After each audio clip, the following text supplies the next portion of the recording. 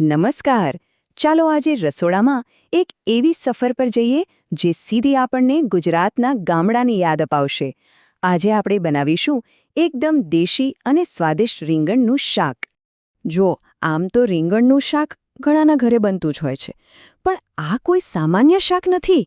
કહેવાય છે ને કે ગામડામાં બને એની વાત જ કંઈક અલગ હોય છે. એમાં એક સાદગી અને એક એવો સ્વાદ હોય છે જે ખરેખર યાદ રહી જાય. તો પછી આ ગામડાના સ્વાદનું રહસ્ય છે શું? વેલ, એ બધું જ છુપાયેલું છે એના મસાલામાં. આ શાકનો જે પાયો છે એની સામગ્રી જ એને ખાસ બનાવે છે. જરૂરી સામગ્રીમાં નાના રીંગણ, ડુંગળી, ટમાટા તો છે જ, પણ જે એક વસ્તુ આખા શાકનો ફેલ બદલી નાખે છે ને, એ છે મગફળીનો ભૂક્કો. આનાથી જ શાકમાં ઘટપણું અને હળવી મીઠાશ આવે છે, જે આ રેસીપીની ઓળખ છે. ચાલો, બધી સામગ્રી તો જોઈ લીધી, તો હવે સીધા રસોડામાં જ જઈએ. જોઈએ કે કેવી રીતે એક પછી એક વસ્તુ ઉમેરીને ધીમે ધીમે એ સ્વાદ તૈયાર થાય છે જેની આપણે વાત કરી રહ્યા છીએ. બનાવવાની શરૂઆત એક બહુ જ મહત્વના સ્ટેપથી થાય છે. રીંગણને ધોઈને આખા જ રાખવાના છે, પણ એમાં 4 કાપા પાડવાના છે. અને હા, ધ્યાન એ રાખવાનું કે એ તૂટી ના જાય. આ નાનકડી ટેકનિકથી જ મસાલો છેક અંદર સુધી ઉતરે છે. અને હવે આવે છે એ ક્ષણ જ્યારે રસોડું સુગંધથી ભરાઈ જાય છે. ગરમ તેલમાં જેવી રાઈ જીરું તતડે એટલે તરત જ ડુંગળી, લસણ અને મરચાં. આ વઘાર જ આખી વાનગીના સ્વાદનો પાયો છે. ડુંગળી થોડી સંતળાઈ જાય એટલે વારો આવે ટામેટાં અને સૂકા મસાલાનો. અને પછી આવે છે આપણો સ્ટાર ઇન્ગ્રેડિયન્ટ, મગફળીનો ભૂક્કો. આ બધું બરાબર મિક્સ કરો એટલે એક ઘટ્ટ, સુગંધિત અને સ્વાદિષ્ટ મસાલો તૈયાર. અહીં સુધી તો બધું ફટાફટ થઈ ગયું, બરાબર ને?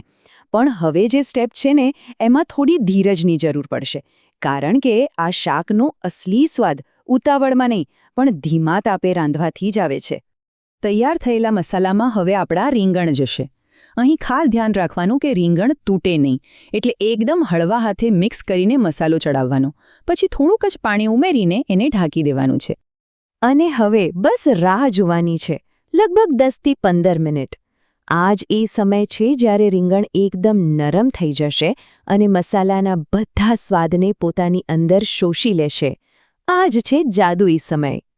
15 મિનિટ પછી ઢાંકણ ખોલતાની સાથે જે સુગંધ આવશે ને, એ જ કહી દેશે કે શાક બિલકુલ તૈયાર છે. ચાલો, હવે આ સ્વાદની સફરના છેલ્લા પડાવ પર જઈએ અને જોઈએ કે એને કેવી રીતે પીરસવું. અને આ જુઓ, છે ને એકદમ મસ્ત!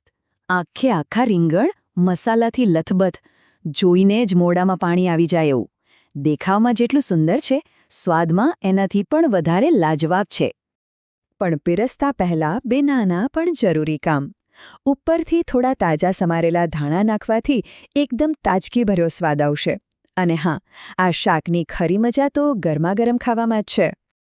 તો આ સ્વાદિષ્ટ શાકને કોની સાથે માણશો? એનો શ્રેષ્ઠ સાથી છે ગરમાગરમ રોટલી અથવા તો દેશી ઘીવાળી કડક ભાખરી.